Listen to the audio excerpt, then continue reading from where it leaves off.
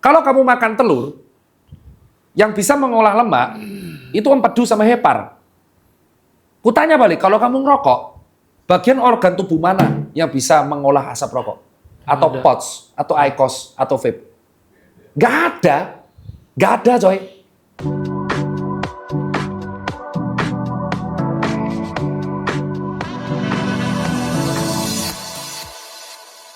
Oh ya kawan-kawan semua, Assalamualaikum warahmatullahi wabarakatuh. Masih dengan saya Tirta Citot, sebenarnya Tirta Mohawk. Yang tanya terus, kenapa rambut merahnya nggak menetap? Ya karena saya kan bekerja di kantoran mas, ya kali coy kita ngendel klien terus tiba-tiba, cuk ono wong rambutnya abang mlebu kantor, mlebu rumah sakit. Wah pasiennya takut semua. Tato aja harus ditutup kalau kita ke kantor, apalagi rambut ya kan. Ya tapi kalau mohawk doang kan aman. Jadi kita langsung ke topik pertama. Topik pertama nih Pak. Dulu itu entah. Posisi tidur Apa, itu Tan? ada pertanyaan bagus. Nih, posisi tidur itu mempengaruhi postur tubuh dan lurus tidaknya tulang belakang. Wah ini pertanyaan keren. Sebenarnya ini yang menjawab harusnya dokter spesialis ortopedik subspine. Tapi jawabannya itu adalah fakta. Itu alasan kenapa ada kasur harganya 160 juta. Dan ada kasur harganya cuma 160 ribu. Pembedanya adalah kasur-kasur yang harganya ratusan juta tersebut itu memiliki spine support dan memori. Karena tubuh manusia itu berbeda-beda. Contoh, saya genetiknya itu gede di otot sini, rhomboid sama latissimus dorsi atau sayap. Sehingga ketika saya tidur miring, sakit ini bahunya. Sehingga saya membutuhkan kasur yang dia kalau tidur, bahunya harus tenggelam. Kalau enggak, sini akan sakit, tension sampai sini. Itu yang pertama. Yang kedua, bagi orang yang memiliki riwayat penyakit skoliosis, itu juga tidurnya harus khusus. Bagi orang yang memiliki HNP atau saraf kejepit di bagian lumbar 4 atau 5, dia harus memiliki tempat tidur yang ada lumbar supportnya. Jadi jawabannya adalah memang betul posisi tidur selama bertahun-tahun itu akan mempengaruhi postur. Contoh orang yang biasanya tidurnya pakai bantal keras tinggi. Jadi dia nanti kalau jalan gini nih. Ya gini aja deh, kamu cek semua editor di agensi. Gimana posturnya? Gini kan? Iya, paling nanti usia 40 nyeri cervical, 57. Matinya ya paling lumpuh, stroke, jepit. Loh, sekarang kamu mending kayak dokter Gia, ngomong halus kayak kemarin. Tetap ngerokok kan? Iya. Kamu tetap badar mending denger omonganku kan? Iya. Lihat, kau lihat. Daniel ini kalau nyawanya panjang, ini matinya nggak jauh-jauh dari stroke, jantung, obes, sudah pasti matinya karena itu. Kecuali dia mengubah, oke, aku hari ini stop rokok. Ketika dia diceramain dokter Gia kemarin keluar tetap. Lu sih. Nggak apa-apa itu contoh, nggak salah. Cuman perubahan postur tubuh tuh akan kerasa. Orang yang sering main HP, contoh orang kalau main HP gimana? Kamu nggak lihat kalau aku main HP kayak apa?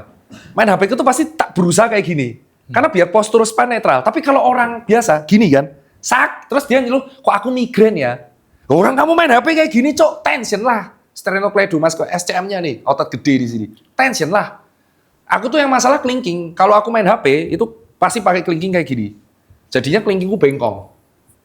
Nah ini contoh. Orang yang sering main HP biasanya sininya akan mengalami CTS atau carpal tunnel syndrome. Di sininya remuk. Nah itu contoh. Jadi aku tuh sering kesemutan di sininya. Sama kayak orang kalau main Mobile Legends kayak gini. Remuk. Nah itu contoh. Bahwa postur tidur itu akan berpengaruh, posisi tidur akan berpengaruh dengan postur, itu fakta. Makanya jangan kaget kalau ada kasur harganya ratusan juta, nyuk. Karena memang seenak itu. Kalau kasurku baru 60-an juta.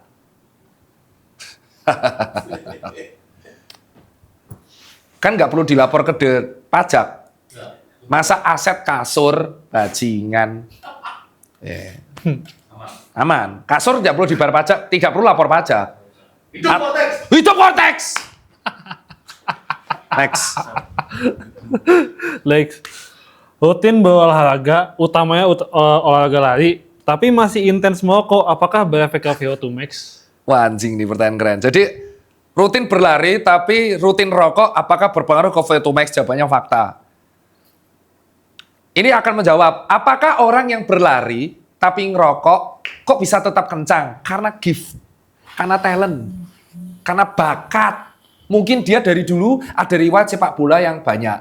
Atau riwayat basket. Atau mungkin genetik bapak ibunya keren sehingga dia ketika dia latihan tuh cepet banget kencang. Tapi dia akan lebih kencang kalau stop rokok. Dan itu terjadi kemarin di Threads. Ada salah satu atlet semelit, pelari semelit, ditantang sama David Stephen, kalau kamu cold turkey, stop pots, IQOS dan ngerokok, akibatnya apa? Dia stop di hari ke-60, podium kelima kemarin. 5K-nya 18 menit, podium kelima dan dia stop merokok total. Jadi, VO2 max itu sangat berkaitan dengan kapasitas paru dan VO2 max itu sangat berkaitan dengan riwayat merokok seseorang atau tidak. Tapi lari kencang itu jujur karena latihan dan gifted.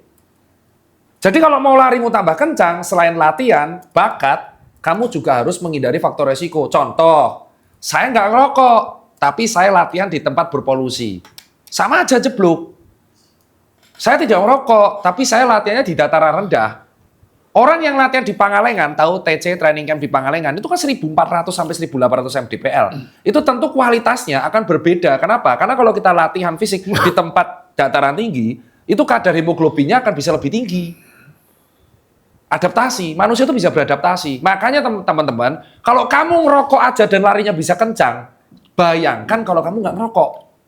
Kencengnya kayak apa itu? Itu ibarat di nerf. Kamu ngerokok aja kenceng, apalagi kalau nggak ngerokok. Cuman kan itu pilihan hidup manusia. Karena namanya ngerokok, itu dia sangat addicted. Dan untuk berhenti kecanduan, itu hanya dari dirinya sendiri yang bisa berhenti ngerokok. Mau orang lain yang ngomong, bapaknya, ibunya, itu dia akan tetap ngudut. Jelas? Jelas. Cuman aneh tuh kalau cowok ya terutama, dia ngerokok, tapi dia ngelarang istrinya ngerokok dan anaknya ngerokok. Harusnya kan kalau suaminya ngerokok, ngerokok aja sama anak istrinya, bareng catering. Ayo bayi-bayiku ngerokok kita. Jadi bayinya punya anak 6 tahun ngerokok Marlboro. Ibunya ngerokok Surya, istrinya ngerokok. Jadi catering tuh satu rumah ngudut semua. Kalau perlu dari bayi kasih udut. Lucunya bapak-bapak ini nggak mau kalau keluarganya ngerokok. Saya ya nggak apa-apa, bangga nggak apa-apa. Kan endingnya kan kamu jadi customer kita juga. Nggak mungkin dong kamu sakit ke dukun. Pasti kan ke kita. Sama aja. Next. Apakah benar menyimpan HP di bawah bantal bisa menyebabkan kanker? Aku sebenarnya pengen jawab ini, tapi ini akan berhadapan sama penganut konspirasi dan jujur mager. Kemarin isunya itu bukan hanya ini. Jangan pakai smartwatch, itu ada gelombang elektromagnetik yang menyebabkan radiasi bajingan. Mas. Malas jujur. Jawabannya sebenarnya, menaruh HP di bawah bantal itu kenapa harus dihindari? Karena baterainya kan kita nggak tahu litium itu bisa meledos apa enggak. Takutnya bateraimu udah gembung karena kamu ngecasnya nggak jelas, dar! Dasmu meledos, beng, kena HP kan. Ya kan ada dasar gini, sama yang kedua, atas dasar apa sih kamu naruh HP di bawah kasur, di bawah bantal? Ketiduran? Ya enggak, harusnya kalau kamu udah di kasur ya kamu jauhkan HP itu dari kasur dong, dimatiin. Namanya screen time, jangan doom scrolling. Jadi sebenarnya ini nih kayak mitos yang tidak perlu dibantah. Kenapa coba? Karena aku setuju impact-nya. Kalau aku bilang, menaruh HP di bawah bantal itu nggak bagus. Tidak ada radiasinya. Semua orang kan main HP sambil tidur. Ya akan berakibat pola tidurnya berantakan. Sehingga visualnya berantakan, kualitas tidur berantakan, dan akhirnya dia kadang kalau main HP sambil gini, posturnya berantakan, sakit semua. Tapi ini mitos yang kalau dibantah justru akan merugikan. Paham ya? Jadi ini mitos yang nggak akan kubantah. Kenapa? Karena mitos ini justru membuat orang membatasi aktivitas handphone. Sehingga dia akan bisa tidur dengan nyenyak tanpa terganggu handphone tersebut. Paham kan? Next. Nih pertanyaan bagus nih.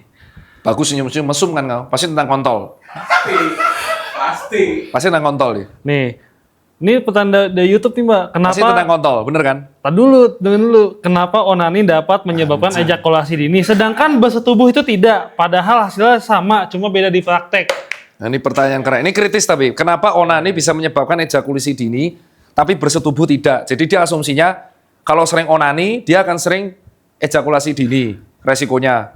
Nah, kenapa kalau kita mengganti onani dengan persetubuhan itu tidak ejakulasi dini? Karena onani cuma menggunakan otot lengan, goblok. Mana ada kamu ngewek cuman gerak ya. Jadi dulu. Dongkol saya nih. Ini netizennya siapa akunnya? Disebut aja akunnya. Ada di YouTube Pak, di YouTube. Ini kan udah di list. Pertanyaanmu sendiri kan? Enggak. Ya karena onani itu cuma pakai tangan coy, otot lengan. Masa kamu gantian? Dede. Yo tangan kanan, besok tangan kiri. Gak mungkin kan? Iya kan? Tapi kalau kamu berhubungan seksual, otot apa yang digunakan? Semua, pinggul, lutut, terus punggung. Ya kan? Apalagi kok gayamu aneh-aneh, helikopter. Jadi pada dasarnya adalah memang betul hubungan seksual itu membakar kalori jumlah banyak. Bisa sampai 200-300 kcal. Dan saya nggak membantah itu. Dan itu betul, stamina seseorang berhubungan seksual itu tergantung dari seberapa fit dia. Kayak dia olahragawan. Wah, ya dia bisa testosteronnya terkontrol, bisa nggak tahu berapa kali itu. Cuman, kalau kamu onani kan hanya menggunakan lengan. Dan tidak ada lawannya, kamu membayangkan, imajiner. Kamu tidak lihat lawanmu. Akhirnya ketika kamu berhubungan seksual, kamu harus membayangkan dulu, baru ngaceng. Yang jadi masalah ejakulasi ini adalah, karena dia terlalu sering onani, dia kan membayangkan, tidak ada lawannya. Paham ya? Membayangkan. Dah. Yang penting keluar. Beres. Tapi ketika kamu akhirnya berhubungan seksual, itu ada lawannya. Nggak bisa membayangkan. Tujuannya beda. Dan akhirnya, karena dia terbiasa membayangkan, baru lihat langsung, udah keluar. Itulah akibatnya kalau terlalu sering coli. Gitu loh. Jadi berhubungan seksual itu kan dua, ya, waduh ini, tentang terkait orgasme itu terkait dua kelamin. Berat nih kalau ngomong, karena ada sesama jenis juga. Ya, karena ada sesama jenis juga. Jadi, ada dua kelamin. Dan kepuasan itu kan tidak bisa salah satu pihak. Ya, ada dua pihak. Nah, kalau yang satu cuman kalau onani kan kepuasannya satu pihak aja. Masturbasi itu. Sehingga ketika dia terlalu sering onani, dia akan cenderung egois. Yang penting dia keluar diberes. Gitu Bang. Makanya ejakulasi dini sering terkait dengan onani karena dia imajiner. Dan dia hanya menggunakan otot-otot ini doang. Jadi asal keluar, beres, cat keluar. Mana ada orang onani sejam? Saya onani mas sejam. Kamu onani sejam, pakai lubrikan berapa banyak? Oli mesran. Saya pakai oli, Enduro. Saya pakai oli mas. Cocok. 15 menit, cocok. 15 menit, cocok. Sejam, copot manuku mas. Tapi kalau berhubungan seksual kenapa sejam? Karena ada lawannya. Gitu loh bang. Jadi kalau kamu memiliki, ini buat cewek-cewek, kalau pasanganmu cowok, ejakulasi dini, kamu langsung sigap ya, sering cok dia. Asal kamu stop, itu ada spesialisasinya, namanya androlog. Itu khusus ngurusi percowokan, pertititan. Ya jadi makanya, apa yang pakai bacol? Ya ini, ejakulasi dini. Dan dia akan dependable, kalau nggak coli nggak bisa nyadu jadinya, kalau nggak coli nggak bisa mood booster. Jadi mau kerja, onani. Mau tidur, onani. Mau lari, onani. Apa-apa onani terus.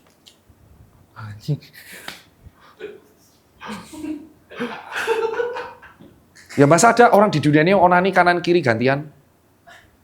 Hari ini kanan, besok kiri. Biar ototnya seimbang. Anjing lah. Enggak otot sini doang Pak onani itu Pak. Forearm. Ini. Goblok. Terus next. Apakah ngulet setelah tidur itu berbahaya bagi tulang? Itu namanya stretching. Kamu pernah lihat kucing nggak? Pernah? Kamu pernah lihat kucing ketika ketemu pemiliknya habis tidur dia akan stretching.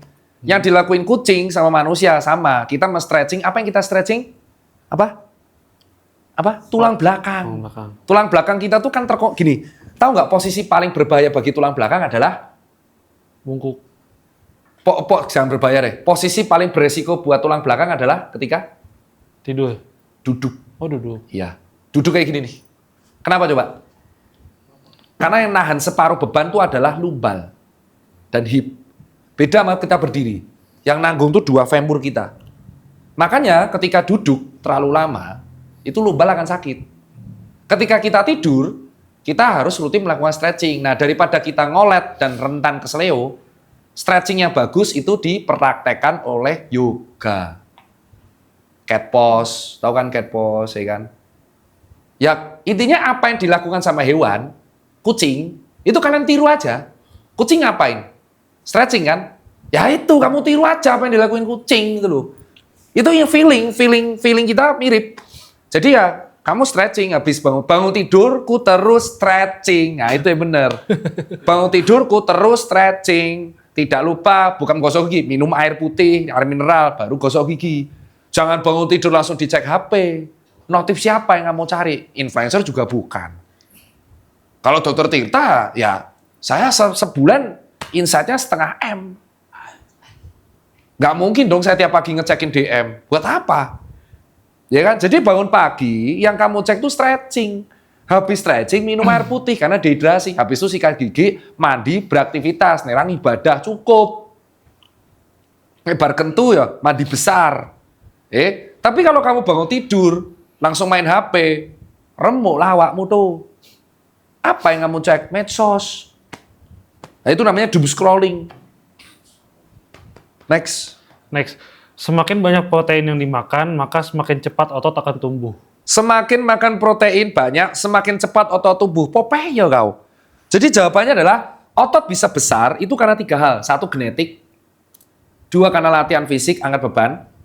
3, karena diet, surplus kalori, diutamakan dengan protein, karbo, dan teman-temannya.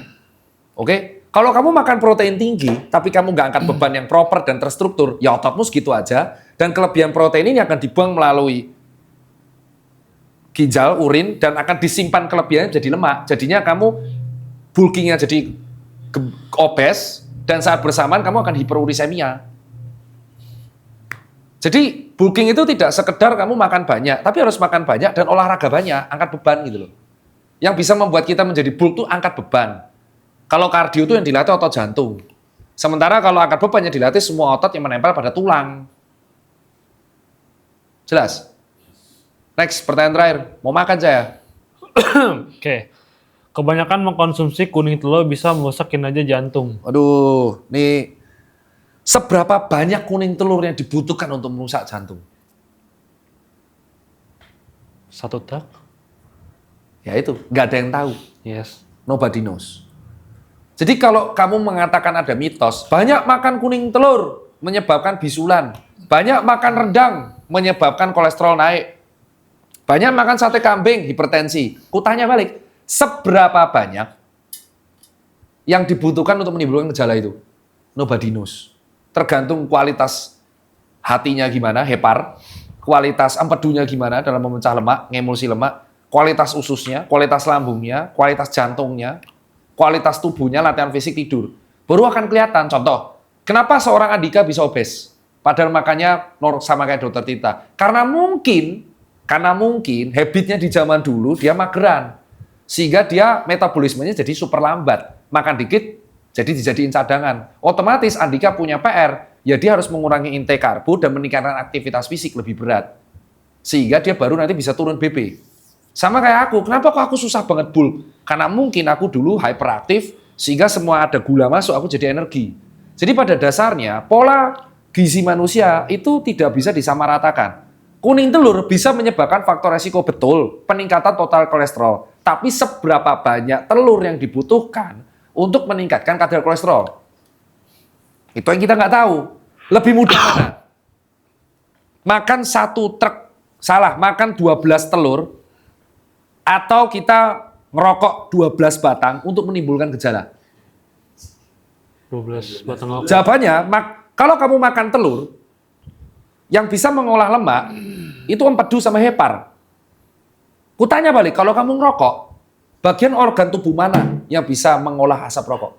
Atau POTS, atau IQOS, atau vape? Gak ada coy.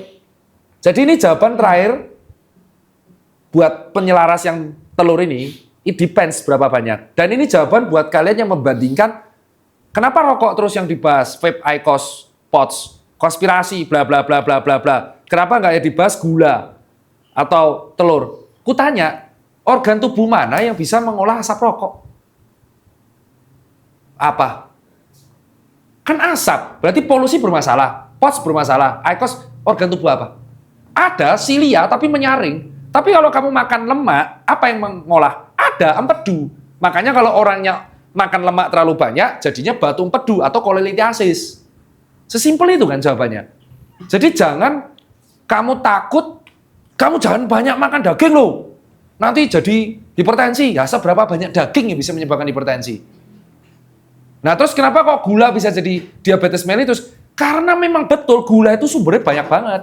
Makanya dibatasi. Kalau kamu sudah makan gula dari nasi, ya jangan makan gula dari minuman manis. Fair.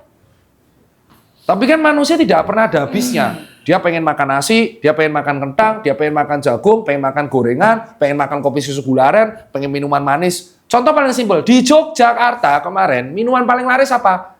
Teh bubble bro. Antri. Pernah lihat orang antri beli espresso? Mas, antri espresso. Ini antri demi teh manis. Tahu toko yang paling cuan gede banget sekarang apa? Es teh jumbo. Kamu silakan minum es teh jumbo, tapi kayak saya, HM besok, half marathon, 21 kilo. Ya, makanya saya bilang, kalau mau hidup enak, push up, pull up, squat. Push up minimal bisa 20 kali. Pull up bisa minimal 5 kali. Ya, dadang bisa minimal 40 detik. Plank bisa minimal 1 menit. Squat minimal bisa 20 kali, body squat. Atau kamu ball sit minimal 40 detik. Itu udah cukup. Atau ya lari. Simple kan?